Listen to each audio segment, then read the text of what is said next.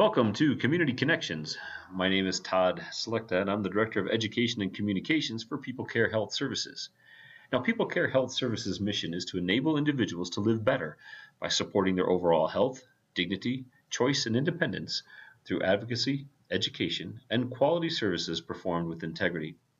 Community Connections is part of our commitment to education and advocacy, seeking to connect our caregivers, clients, and stakeholders with various individuals and organizations throughout the community that may, in some way, be of support. So we're glad that you've made time to join us this afternoon.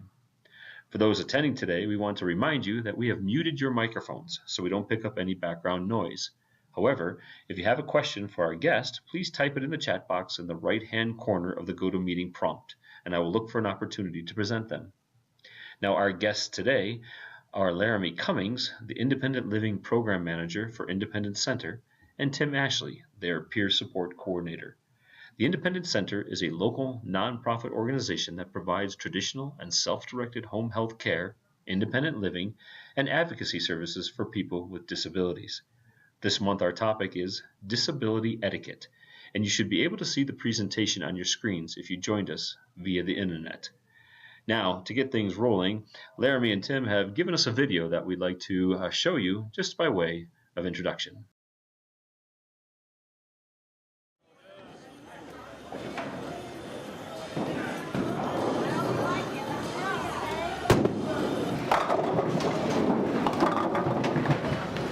Bowling's fun. It's fun. It's good to be around people. When you stay in your house, even if you're on your computer talking to people, when I stay in the house too long, I know it affects me mentally and not in a good way. You know, even if we had two people here, we'd make it fun and enjoyable and worthwhile. Home health, independent living, advocacy.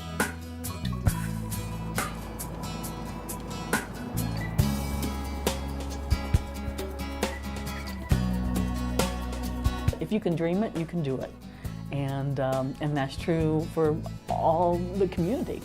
And so we want people to dream and to say, I want to work, I want to go to school, I want to live on my own, I want to buy my own house, I want to travel, and we'll work with them, with that individual, to make that happen. My job here is to set the tone, set the mission. I feel like more I'm a conductor of very talented musicians throughout the building. Everyone here has a job to do. They do a great job at it. And my job is to give them the tools that they need and get out of the way.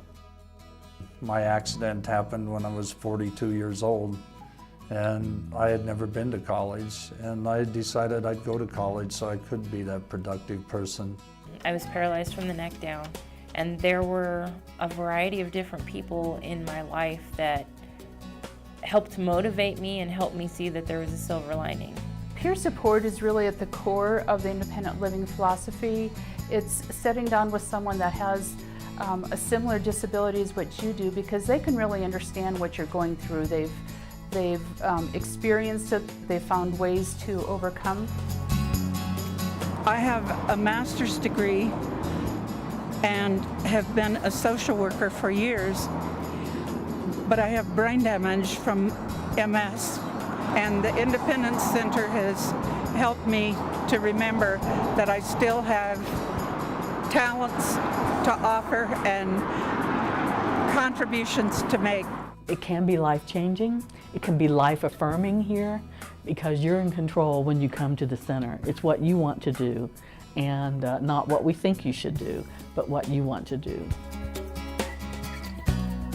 Most people here really appreciate each other, and we support each other, and it really makes a difference in different ways. There's education, we educate each other, and really there's a lot more to educate and continue. The language, the culture, the familiarity, and just the whole process of the Independent Center. I've been legally blind since I was 8, so I've raised a family. I homeschooled my children for 7 years.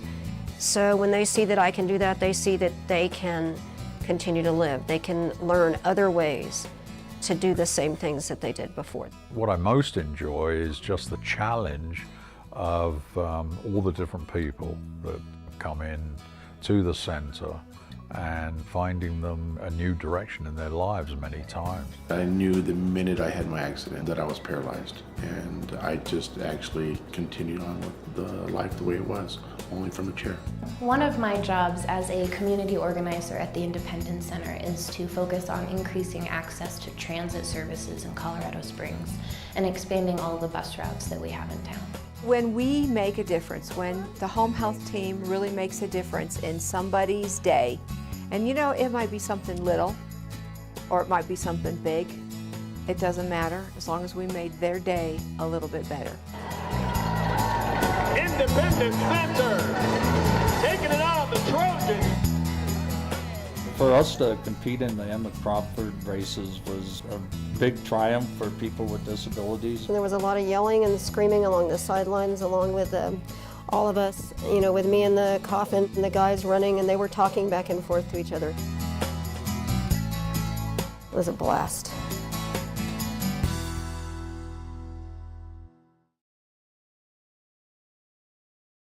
Visit us at the-ic.org or call 719-471-8181 for more information.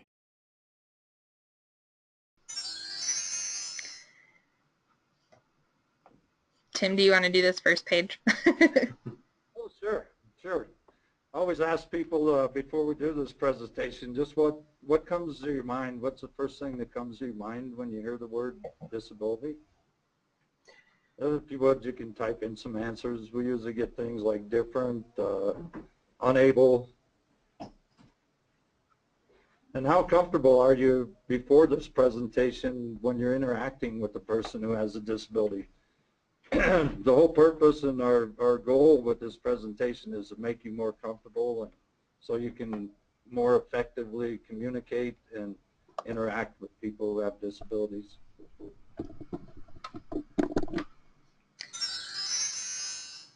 Perfect. So the disability definition, hold on, my computer just froze on me. No worries. Okay. Well, the ADA, the American with Disability Act, defines a person who has a disability as somebody who has a physical or mental impairment that limits major life activities, such as bathing, cooking, just everyday activities that everyone performs. A person that has a disability will have some kind of impairment or limitation at performing those.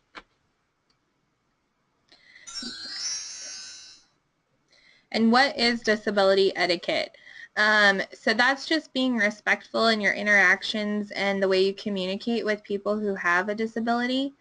You really want to treat them the same way that you would, you know, anybody else that you come into contact with. You want to make individuals feel more comfortable. Disability etiquette also helps prevent awkward situations, and then also helps with more effective interaction, especially with those who have a disability. So true or false? The largest minority group in the United States is people with disabilities.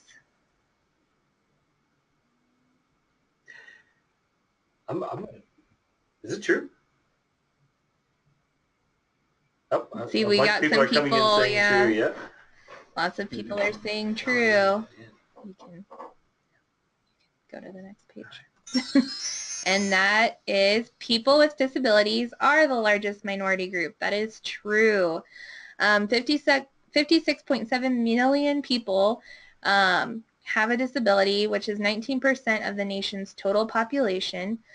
And it's the only minority group that anybody can join because somebody might get in an accident or have an injury. Illness creates disability, such as somebody who might have got polio. 1 in 5 people will acquire disability during their lifetime, which is a very helpful tip to remember. True or false? Most disabilities are visible and therefore easily detected. Go ahead and type in your answers, folks. Let's see, we got a few false, a couple false, lots of falses. Lots of Actually, falses. It's a very negative group out Yes. there, I tell you. All right, and the answer is false. They can be invisible or hidden. Oh, you can go to the next page.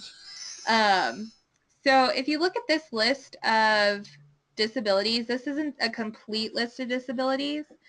And even if you go onto the website of the ADA that talks about the different types of disabilities, it doesn't even list all of the different types of disabilities. But you can see on this that asthma is a disability. You know, it's not just a person who uses a wheelchair or a person who is blind. It could be chronic fatigue. Well, I'm surprised to see some of these on here, like color blindness or deafness, or not deafness, but like sleep disorders or things like that. I'm surprised to see some of these on there. Well, and I have, for example, I have celiac disease, and that's considered as a disability. So I think this list really helps it helps individuals understand that the breadth of this. Yes, exactly. Well, remember the definition of the disability is to limit major activities in life. Yep. Which means, some of those would impact day-to-day living. So yes. Looks like you're going to give us another chance at the true and false, yes. Are you? The largest barrier for people with disabilities is other people's attitudes. True or false? Type them on in, folks. All kinds of trues coming in here. Lots of trues and a question mark. I like the question marks, yes. I do too. There's honesty there. All right. Okay. And the answer is... The answer is... the largest barrier. True. But not initially. Not initially, because initially the biggest barrier is inside of a person to get out of their comfort zone and be able to even go out into society and interact with people. Once they overcome that initial barrier within themselves, then other people's attitudes, of course, would be the biggest barrier. I think with people's attitudes, they have a fear of doing the wrong thing, so they just avoid people.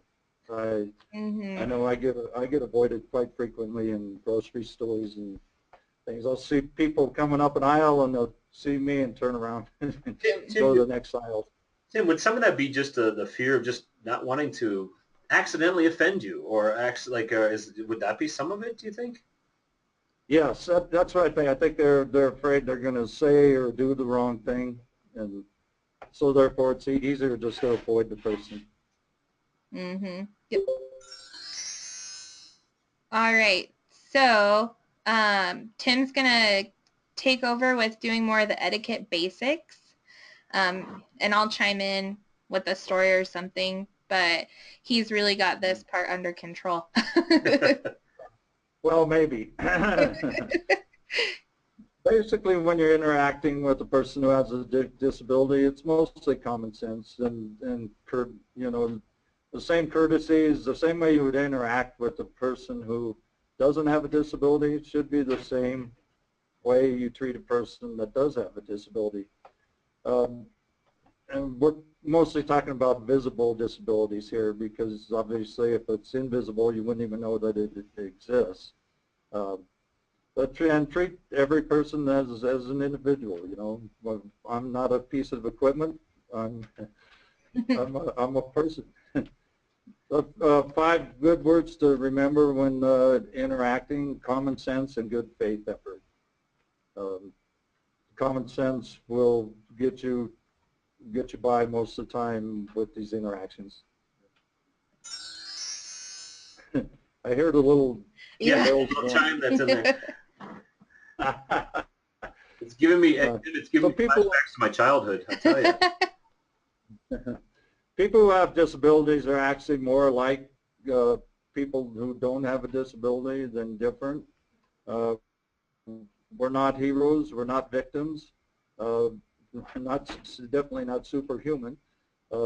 I happen to drive my own van. I have hand controls, but I have people all the time. They'll get out of my van and say, "Wow, man, how do you drive?" Same way you drive. I just use my hands. There's a really good video on YouTube. A lady by the name of Stella Young. She's from Australia. If nothing else, you'd love to just listen to her accent. But the title is "I'm Not Your Inspiration." And it's really a powerful speech. If you get a chance, get on that link or just get on YouTube and type in Stella Young or "I'm Not Your Inspiration." It'll come up. So that's really something good to watch. And you know, Tim, when we're done with this, we'll post this up to our website so folks can watch it again and they can actually see the YouTube link and go from there. Right. Perfect. Yeah. All right, true or false? Most people living with a disability have a hard time making good decisions, so we should always tell them what not and what to do. Let's see if answers, folks. Bring them on up. And there's a definitely false. Oh, yeah. And no question marks for North that time. Yeah. Good to see. All right, so that is false. False. That was false. So in peer support, we use a term called dignity of risk, and that simply means that we allow people to fail, that people have the right to fail. So if I wanted to go jump out of a plane, I should be able to do that, and nobody should tell me that I don't have the right to do that, or I shouldn't do that. And Tim, you did jump out of a plane, didn't you? Right. Yes, he did. He just You're being serious. recently did, yeah. All right. Well, yeah, but I'm a little on the crazy side. So. But dignity of risk just simply means that people should have the right to make their own decisions. And here at the Independence Center, we're person-centered, so we don't tell people what to do. We just simply try to help them with what they want to do, but it's their choice. Mm-hmm. So here at the Independence Center also, we use the social model versus the medical model. And what you can see there with the medical model on the right, I don't know if you can see that well, but what that means is that the medical way to fix exactly is to fix the individual. Yeah. And with the social model, and what we use here at the Independence Center is we don't want to fix the individual. We want to fix society. So the solution to our problems are removing barriers, maybe doing some advocating and modeling peer support, you know. So being models and changing society instead of fixing. Sorry, I gotta get a drink of water. Okay, who's moving the slides, Laramie, or you? No. True or false? Ask before assisting a person who has a disability. Answers, type them in. True. True. We got lots of trues. All right, and the answer is ask. It sounds like we have a very smart audience, huh? Yes. So don't assume. Go ahead. We really highlighted the word ask because if you don't get anything out of today's presentation other than that, please ask somebody before you try to help them. I tell a real quick story. Yep. I went to Safeway one time, and I came out with a big basket of groceries on my lap, you know, the little baskets, but it was kind of heaped over. So I was really taking my time going down the hill to get to my van, and this young lady in her mid-20s probably came up behind me and said, "I'm going to help you, and you're not going to tell me no." So she grabbed the back of the chair, and we're rolling through the parking lot. We get about 8 car lengths, and she says, "Where are we going?" I said, "Well, I was 10 feet away from my van when you started pushing me." So we took a trip around the parking lot for nothing. But anyway, yeah, please ask. And I've never had a problem asking for help when I need it, and I've never had anybody turn me down. So, but, you know, if you see me in a grocery store and I can't reach something on the top shelf, I'd say, you know, would you please reach that for me? And I've never been turned down, but if you get asked that, please consider to help that person. All right. True or false? Is it inappropriate to use common phrases like, did you see that, to a person who is blind? Oh, man, type in your answers, folks. That's going to be interesting. We got a lot of yeses. Yes. All right. And it's actually okay to say stuff like that. Well, see, I think that's one of those common things where people are going, boy, you know, that I don't want to create an awkward situation. So yeah, well, it's a common phrase. And I mean, Jeanette, who has been blind since she was 8, I mean, she said to me a couple of times, did you see that, you know, email or something? And it doesn't even faze me, you know, but it shouldn't faze you to say those phrases either. All right. Right, right. And I always tell people to come walk over here with me. You know, let's go for a walk. I'm actually rolling, but yeah. Yeah, okay. All right, true or false? Look at and speak to the interpreter rather than the person who is deaf. True or false, folks? Seeing some false, false, false. Lots of false. Yeah. We have a smart audience today. I got to tell you, I gave them the answers beforehand, too. Oh, Sorry. gosh. No. Yes, this is false. You want to be looking at the person who is deaf and not the interpreter, because, I mean, it's just like having a conversation with anybody else. You look at the person you're conversing with. Right. And I've actually had an interpreter point me to the individual. And if they're good, they'll. Yes, they will. They'll actually point over. Tim, do you want to add more to That's very hard to do, believe it or not. We work with interpreters a lot here, and it's just customary to, or natural to look at the person who's speaking, but it is disrespectful for the person who is deaf. Use a customary tone of voice. Don't use a loud voice, especially if people are wearing hearing aids, because it can actually do damage to their ears with very loud noises. Speak slowly and clearly, and don't over enunciate. We have a lot of people walking around their center that read lips, but it's actually harder for them to read lips if you're trying to over enunciate your words. All right, true or false? Most people who are deaf can read lips. Type in your answers, folks.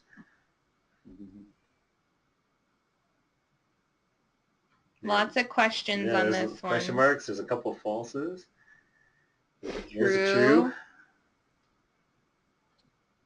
And the rest are just too nervous to. Oh, there we go. Yeah, varies by situation.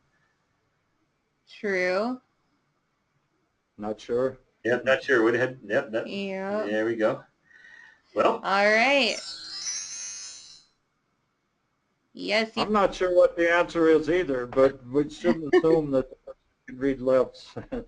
I actually think probably a good portion of the people who are deaf can read lips, but don't assume that all of them can. And when you want to get the person's attention who is deaf or hard of hearing, gently tap them on the shoulder or the arm. We have to do that here.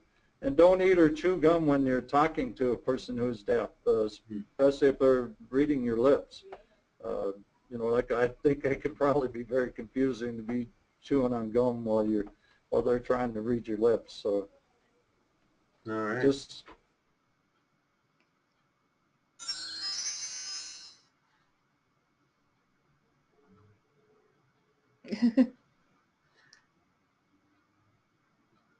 All right, Tim.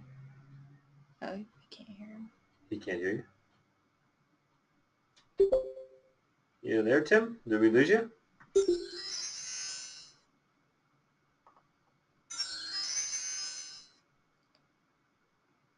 Tim, we can't hear you. Oh, he's probably going to log back in. Okay, so I'll just do this part, but etiquette in people with intellectual disabilities. So you want to treat adults as adults, use clear and concise language. Delayed responses does not necessarily indicate that the person doesn't understand what you say. So sometimes, for example, I work with an individual who, he's an adult. I just need to speak a little slower to him, and it takes him, you know, just a little bit longer to process what I'm saying. And, you know, after a couple minutes, he's willing and ready to talk and answer any questions I have. So don't assume that all people can read either. You can always use images. Images are really helpful, especially when it comes to adults who have intellectual disabilities. I typically use images as well as my staff, but just, you know, give people that time to process, and typically that's how they respond. Okay. They're asking. I got some questions coming about Tim. Yeah. Where are you? Tim will hopefully be back on soon. He's not on mute, so I'm Yeah. not sure what the connection problem is. So Laramie's going to keep pursuing forward.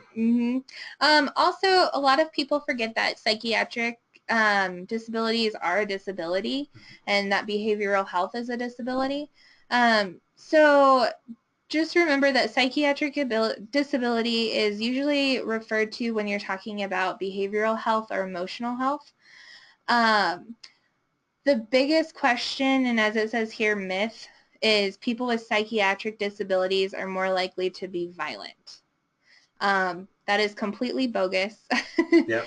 They are not more likely to be violent. A lot of people that I know with psychiatric disabilities are the nicest and sometimes calmest people I know.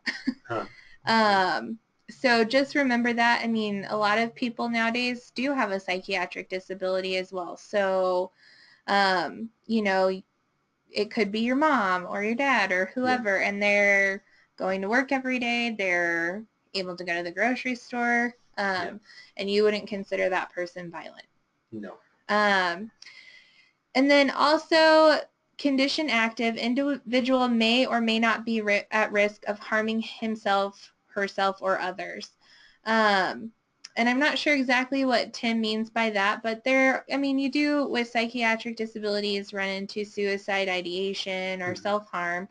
But typically, you know, we do refer a lot to such as Aspen Point or other mental health services to help in those specific cases. Okay. You know, there's a lot more help out there than I think we give credit for.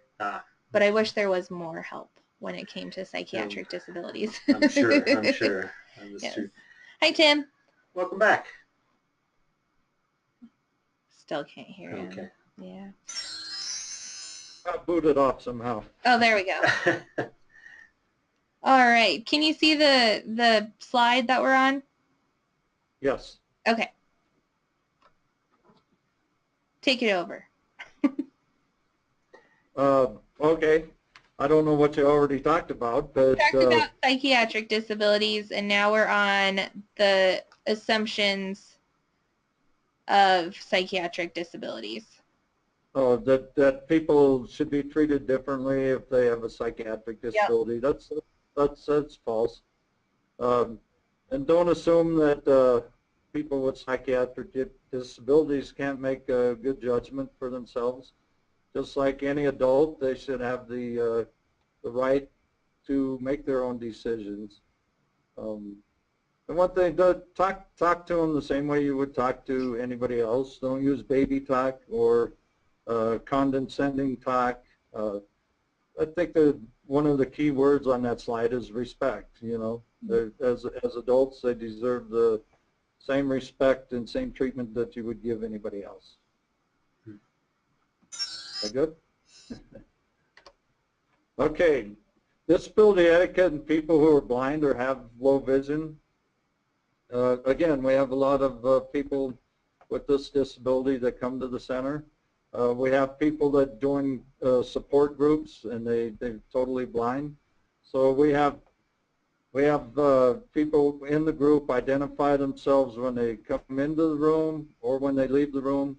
And if that person's voice isn't familiar to people who are blind, then we have them say their name before they speak. That way the person who is blind has the same opportunity to be to know what's going on as everybody else does. Use eye contact when you're talking to a person who is blind. Why is that important? Well, because your voice is projected to where your eyes are focused, right? So that person knows if you're not really paying attention to them or if you have your back turned to them. So use eye contact the same as you would. Keeping walkways free of obstructions. And you know, if you see a box in the middle of a hallway or something, pick it up and move it off to the side, or move it completely. One thing is when you move furniture around, or again, I could tell you a story. I had a guy who was completely blind. Used to go to the YMCA, one of the YMCA's 3 days a week here, and he could go totally on his own, and he would travel with a cane against the wall, so he knew about how many steps he had to take before he went through the door to the equipment room, and he could find the equipment that he wanted to use. Well, they got some new equipment in one week, and they changed everything around, and poor guy was lost. So he called me, and we went over there and talked to the YMCA, and they actually spent quite a few hours reorientating him to where his machines were that he wanted to use. So if you do make changes, make sure you let somebody know who has low vision or blindness.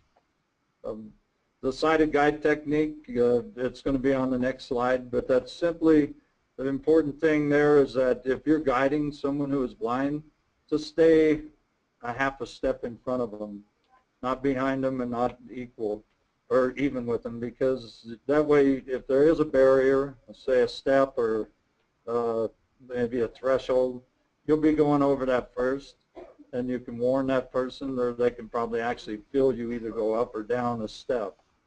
But just stay like a half a step in front of them. One of the big things is keeping your doors all the way open or all the way shut. The person who has low vision or blindness, that could be dangerous if the door is halfway open and they go into it nose first. The NFB convention, I went to, NFB is the National Federation of the Blind, and I had the fortune to go to Denver a couple of years ago, to go to the NFB convention, and when I was coming down the elevator, because I stayed in the same motel as everybody, I went to get out of the elevator door, and there was about 50 canes just swinging all over, the white canes. Well, I didn't know what to do, so I got back in the elevator and kind of hid out. So I asked one of our staff members who was blind, I said, what am I supposed to do when I confront that? And she said, well, you just stay where you're at, because if you're moving, then they won't find you, or they'll misjudge where I am. But if I would have just stayed still, yeah, I might have got whacked by a few cans, but at least they would have known I was there and could have been able to navigate around me. So if that does happen, don't move. Just stay in the way and let them smack you with your cane or their cane and go around you. It doesn't hurt anyway. And that's a sighted guide technique. You can see how the gentleman on the left is about a half a step in front of the other person. All right, true or false? People with disabilities consider their mobility devices to be part of their personal space. Type in your answers. We got true. True or false? Lots of trues. True. True. Lots of true. We got to make it harder, Laramie. I know. You guys are a smart crowd. All right. So it depends on the varying ability. But go ahead, take it over, Tim. Yeah. Well, again, I think the key word here is don't assume. Don't assume that just because a person is using a wheelchair that they can't stand up, that they can't walk. I can actually walk for short distances with a walker. So even though I couldn't go a very long distance, so I mostly use the wheelchair and for speed as well, because it takes me quite a while to get from here to there. Okay, we can go to the next slide, I think. Mo. True or false? Stand while conversing with a person who uses a wheelchair. See, no, we gotta. Oh, we might get some varying answers here, huh? Any other responses?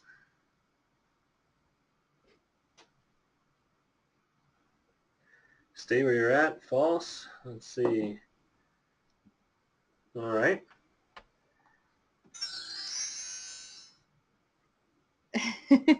Tim actually had to talk about being eye level once. Yes. Well, it says eye level, and that's like if we're going to be interacting or communicating for a good bit of time, like maybe over a couple minutes, then yes, I would like for you to sit in a chair so we can be eye level and I don't have to crank my neck and to look up to you. However, if we're just passing in the hallway or, going to, ask me, hey, how'd the ball game go last night or whatever, then you can just stand. And as long as it's not for a long period of time or somebody's got to really stretch their neck to look up for quite a while. And whatever you do, don't drop down on your knees. I hate that. I always tell people, I'm not Jesus Christ. You don't have to pray to me, but I've had people just drop down on their knees in the hallway to talk, and it's like, so I guess the answer to that true and false is stand for a short period of time and find a chair to be at eye level for any length of time. Mm-hmm. And looking at this slide, Tim has a really good story about how people would put their coats on him. People who have these assistive devices such as wheelchairs or canes, I mean, that's not your property, right. Or, and they're not there to just hold your stuff because you don't want to carry it. I just think how offended someone would be if they started stacking their coats up on your car or something like that. How much more for someone, Tim, do you want to go into that a little more? I was in Safeway one time, and I was in Safeway. I was in line to check out, and some lady behind me hung a big old purse on my back without asking permission, and I knew it was there. I could feel it. Now, Tim, there was one question that came up that said, if there's no chair and you'll be speaking for a while, is it off-putting to go down on one knee just for comfort's sake, to prolong the conversation versus, say, cut it short and walk away? Yeah, I would think so. I would think so. I was more or less talking about people just dropping down to their knees right away. Just right out of hand. But yeah, if there wasn't a chair, I think it would totally be appropriate to drop down on one knee or even both knees at that point. But not if you're just passing in the hallway. Okay. Mm-hmm. All right, another true or false. Parking spaces reserved for people with disabilities should be referred to as handicapped parking. This is like Nancy. My favorite slide. Yeah, I can feel people's discomfort wanting to type in. Now here goes the false. False. We got a couple of falses. Any other responses? I hate that word. I hate that word too. I hate that word. It's known. Yep. All right. And that is false. Oops, sorry. I was going to say I think we went the wrong way. That is so the term here is accessible. I'm sorry, Laramie. Oh, go. I was just saying the one word that gets me. Okay, is either accessible parking or ADA parking. The term handicap, I hope nobody in this audience uses that word anymore. I know it used to be appropriate, but it's archaic, and it makes the hair on my neck stand up every time I hear that word. And priority use of the elevators and the restrooms. I've gone into men's restrooms, of course, but you know, there might be 3 or 4 stalls, and one of them is really wide. That's for people who have mobility disabilities. And inevitably, if there's four stalls and there's only one person in there, they're using the big one. They're using the accessible restroom. So keep that in mind, that if there is somebody in the building that needs that accessible restroom, be considerate and use the ones that are not accessible. All right, true or false? Do not attempt to shake hands with somebody who has a prosthetic arm. Another uncomfortable one. Yes. So go ahead. What do you think, folks? False? Number of falses. All right. Lots of falses. Yep, shake hands if offered. If offered. Yes. And yeah, if offered. I'd say, remember at the beginning we said to treat people with disability the way you would anybody else. So if it's normal for you to shake hands with a person, then shake hands with the person who has a prosthesis. And it's okay to shake the prosthesis, or if the prosthesis is on the right arm, then offer the left hand. And one of the comments, Tim here was, or just extend your hand, and they'll either offer what hand they want or not at all. Yep. And that's happened to me a couple of times. I've extended my hand, and you know, I've gotten the left hand, and I just switch hands. I mean, you know, you can be accommodating. Absolutely. All right. When having difficulty understanding, it is inappropriate to ask someone to write down what they're trying to say. True or false? True or false, folks? And false, unknown, and the rest took the Fifth Amendment. Oh, here we go. Okay. There we go. A lot of falses. Yes. Be patient. It is false. Yep. It's really important that you understand the person. So I think the key word there is patient. You know, be patient. It might take the person a little longer to process the words that they want to say. And if you're in doubt that you're not understanding a person, then you can either ask them to repeat what they said, or repeat what you heard them say, and they can let you know if you're getting a good understanding.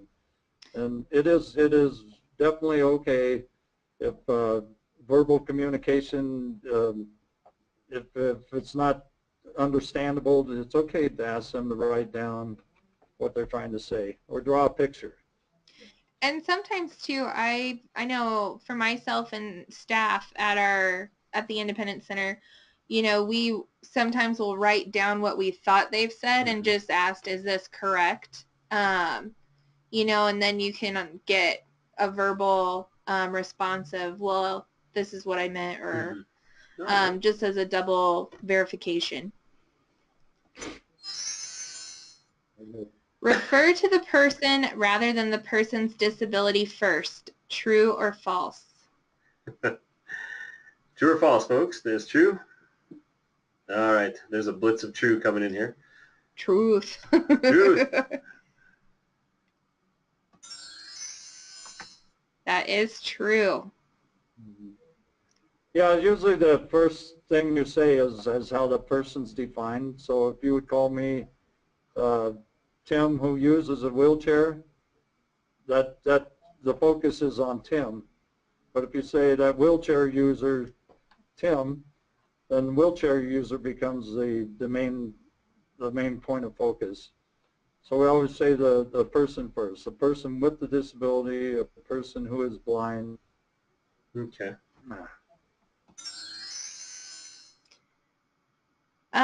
Go for it, Tim.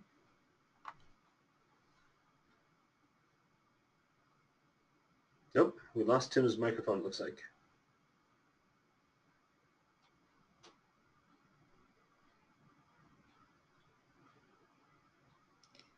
Tim, we can't hear you. Yeah, it looks like he's offline. Oh, okay. So this is just talking about the positive view of people with disabilities and how we feel about disability. So you really want to avoid terms like disabled or handicapped, crippled. Those are really archaic terms. We really want to focus on the person's abilities and that positive reinforcement. So, you know, person with a disability, not disabled. Okay. Those are more of the positive frame. And even some of these ones that you have archaic, Mm-hmm. it almost comes across as insulting because you're trying to be much more elaborate. Yeah, or suffering from. I hear that quite a bit. This person is suffering from MS. Yeah. You know, where a lot of people, they have MS, but I know quite a few people who aren't suffering from it. Right. You know, they're taking life by the bootstraps and going for it. So, you know, I think people, they use these terms to try and be appropriate, but backfires. It does, yes. Yeah. All right, so it's kind of hard to see on this page, but I could probably just send it to Todd as well. We can post it. Yes. Post it on the website. Yep, but this is actually a really good quick overview of what to say and don't say. So that top one right there, do say disability, don't say differently abled. Okay. It's okay to say that person has a disability. Okay. You know, so there's it's kind of just going back over that, just general, this is okay what to say, this isn't okay. I'm having a hard time reading some of it, but having a learning disability, that's what you should say. You shouldn't say slow learner. Yeah. Yeah. You know, so I can send that out to you guys, and it's just a good form to have, and you can even hand it out to staff at your agencies. Yeah. Sure. No, and again, like we said in the beginning, this will be posted to our website, both the video itself and any handouts you send us. We'll put them up there. Oh, here, we blew it up. Laramie, I think we could also get that online. All right. All right, so now we're on the slide person first activity, which kind of goes in term with, you know, that person first language. So Tim, go ahead and take it over. Yeah. Okay, so how would you say Anne is afflicted with cerebral palsy? I mean, that's not proper language. So how could you change that to make it proper? So you want to type in the proper way? Yeah, please. Yeah.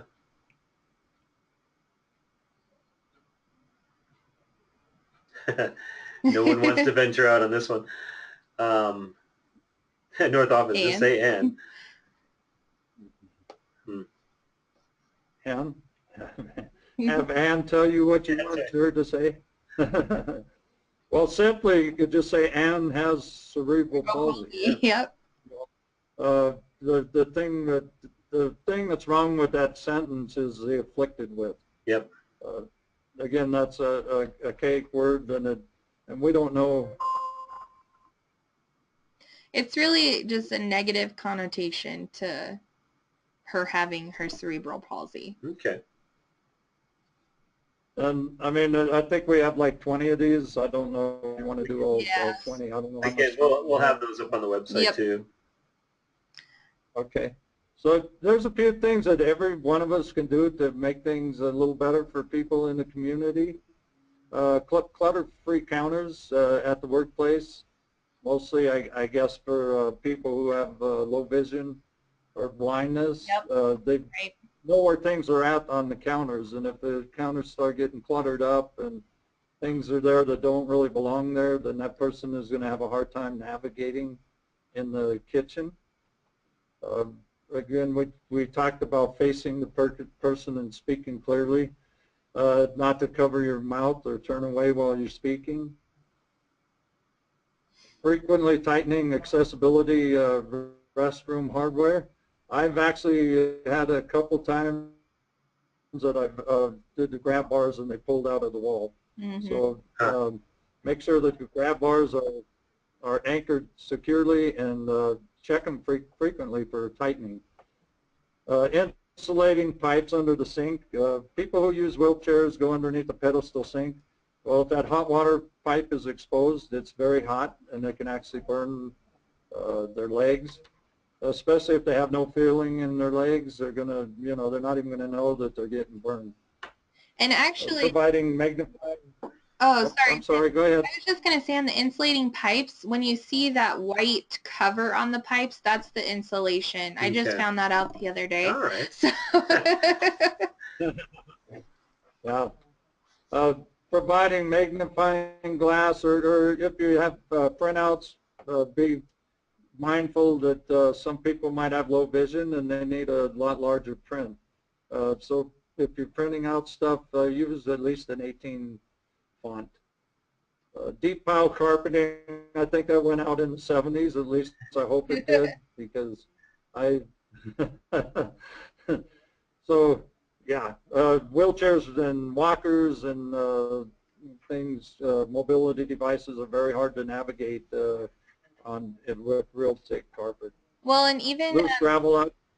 Oh, sorry. Even people who may have Parkinson's, or they're an older individual, they shuffle. Yep. And so carpeting, you know, you want to have either the office carpeting that you see, or we also tell people to do like laminate or hardwood floors or tile. Mm-hmm.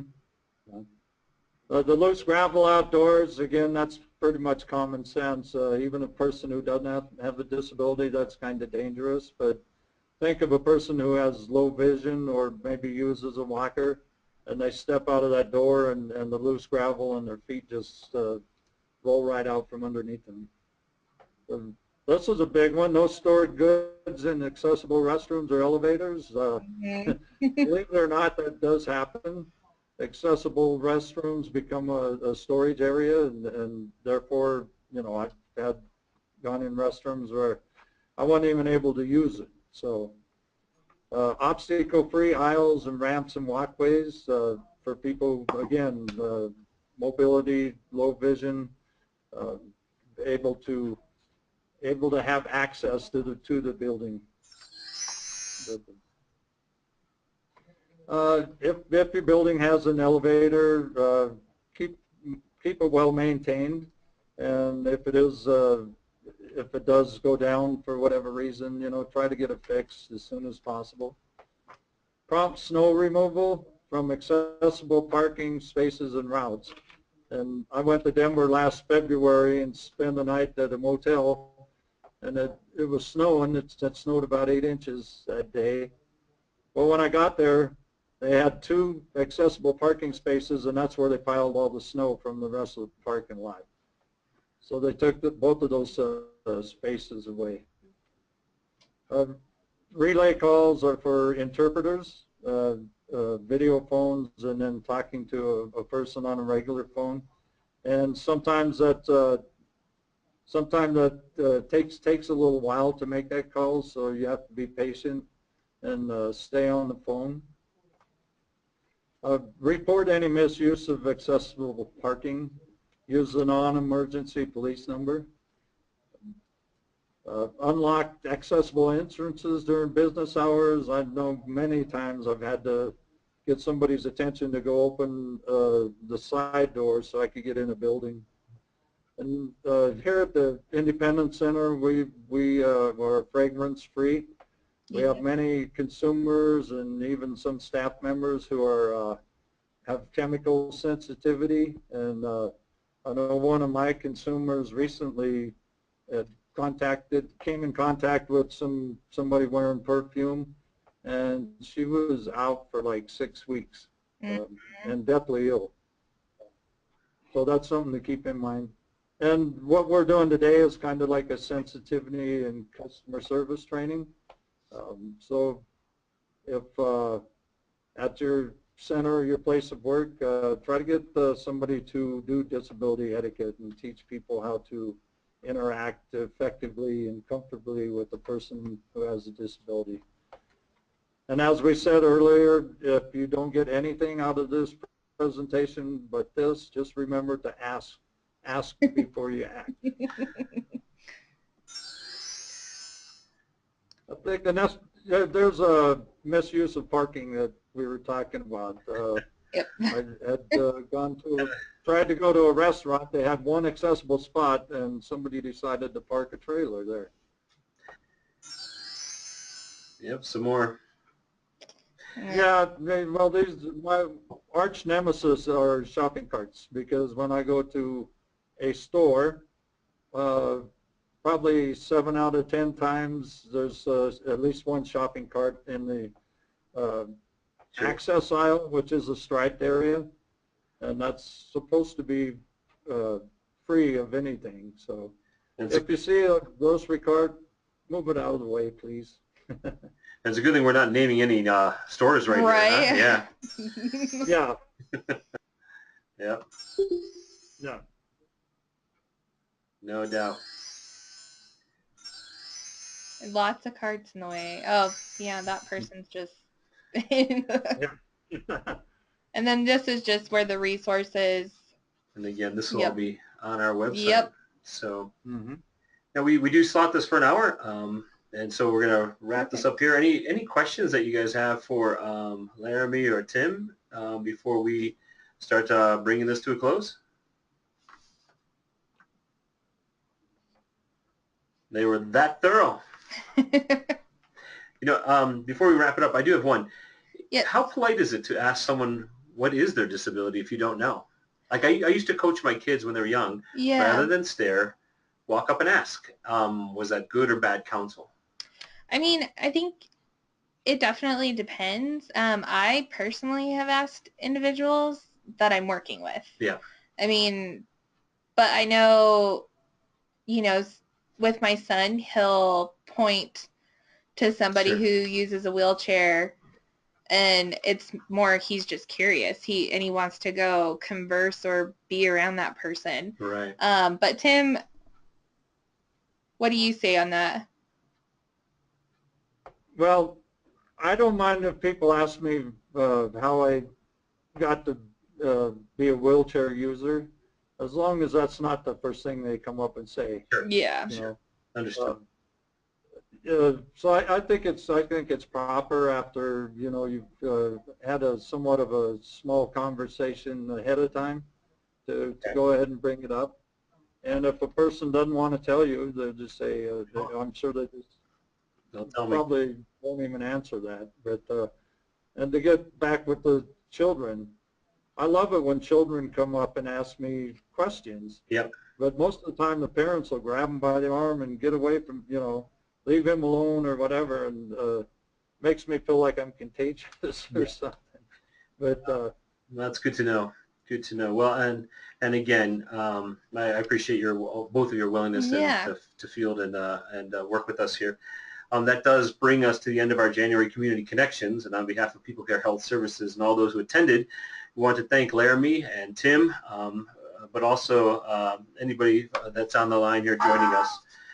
We have recorded this presentation, and we will make it available on our website at www.peoplecarehs.com. Click on the Education tab, and you can see it under Recent Video Seminars, and then a link to this video. Our next Community Connections will be Wednesday, February 8th, 2017 at 1 p.m. And we'll send out invitations and emails and voice blasts like we did that. So again, Laramie, thank you. Tim, thank you very much. And with that, hey, Todd, can I just add one disclaimer? Sure. When you introduce me, I'm not from Pueblo. I'm from Colorado Springs. Oh, wow. Those are fighting words. You're right. My bad. My bad. So next time, next time I'll get that right. So again, with that, we will bring this Community Connections to a close. And on behalf of People Care Health Services, have a good rest of your day, folks. Thank you. Thank you.